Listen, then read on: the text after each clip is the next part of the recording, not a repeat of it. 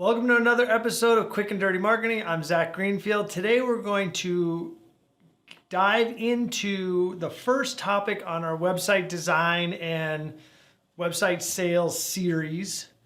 I guess that's what we're calling it here. And we're going to start high level, which is your buyer or your prospect's journey with your business. And the first part we're going to do on that is just working on identifying the journey. So I'm going to walk you through how we do that. So stick with us and we'll jump right in.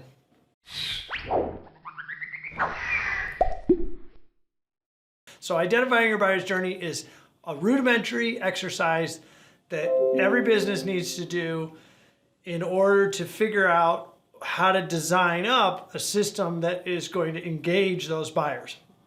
So before the internet, or however it is that you deal with your customers in the real world, like if it's phone or you meet them face to face or they come into your business or you work with them virtually now, which is a possibility, it doesn't really matter.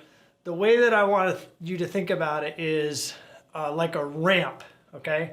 So this ramp is the curve that they walk on, and they start at point A. So point A is going to be their first exposure to your brand or, your business.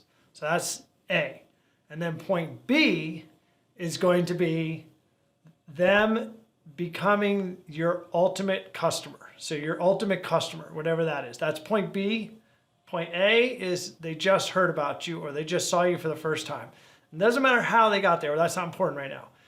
What's important is what happens between A and B, right? And so the way that I'd like to see that is like a nice curve, right? Because in the beginning things are kind of slow, and then the relationship accelerates, as that trust curve goes up, and we've covered that in the past, right? As the trust curve, starts to accelerate, what they're going to do with you in terms of business starts to accelerate, and then they become up here that ultimate, ideal client or customer for you, okay? So all of those, there's hallmarks along that curve. And when we're talking about identifying the journey, we want to identify the hallmarks that ideal customer went through to get there. And it's really important to figure those out. So let's just make up an example here, like, let's say you're a personal trainer and you want this person to be getting training. Your best clients get training 4 days a week from you for an hour each session. So they're buying 16 hours a month at $100 an hour. So a great client is worth $1,600 a month, okay? And when somebody just meets you, well, what happens? Now, it may look like, and I'm just going to give an example. I'm not a personal trainer, but I have a little bit of awareness about it. So the first part might be they meet you or hear about you or they find out who you are somehow. Then there might be a phone call to talk about kind of what I would call a discovery call, and that's typical for a lot of coaching and consultative businesses, to identify that client's goals, that prospect's goals, and what they're looking for, and to see, kind of it's a good fit. Like, do they have a problem that you could solve, right? So that kind of has to match, and that's early in the hallmarking steps. Then they might come and do like a fitness evaluation or some sort of tour, or a free consult, and then they might start with 2 sessions a week to get them started, or however that works.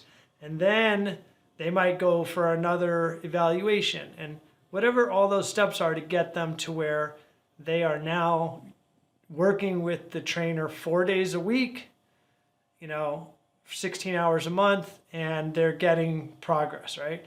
So all of whatever those hallmarks are, and there might be little things in there too, and I want you to do this in a granular way, like they have to fill out a form. So what does that look like?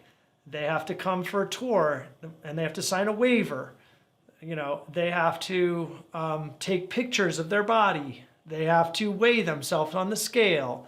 They have to do a fitness test and see how many pull-ups and push-ups they can do. Whatever all those little granular things are that they need to journey through to get to this ideal client place, you got to identify it. Every business has different steps. Some of them are similar, but some of them, are unique to the niche, right? So doctor's office has, fill out paperwork, come in for an exam, or a consult maybe if it's like a plastic surgeon, then come back for a second check, then schedule surgery, right? So it's like boom, boom, boom, 3, 4, 5 steps there till surgery. Then there's aftercare, all that. So really work on writing that whole journey down. And what you're going to find when you do that is that, for one, you're probably doing some of it haphazardly. And for two, you're going to see areas where you can make even just improvements in the way that you think about it versus the way that it's actually being deployed. And that's going to help you right away get more people into the ideal customer or client bucket and move some people that are marginal customers or clients or marginal medium type buyers from you and get them up to a higher level, right? So increase your TCV, your total customer value, right? Your revenue per customer is another way to express that. So understanding this in a really detailed way is so important to enhancing your existing business, but also starting to work on digital design that can support that and or even virtualize a lot of that for your business, okay? So get cracking on that, and we'll see you on the next one. If this helped get your head around something that's really important to understand, go ahead and like and subscribe, hit the bell for notifications, and watch for the next video, because we're going to go further into virtualizing this journey and some of the things that you can do to engage your customers even more online.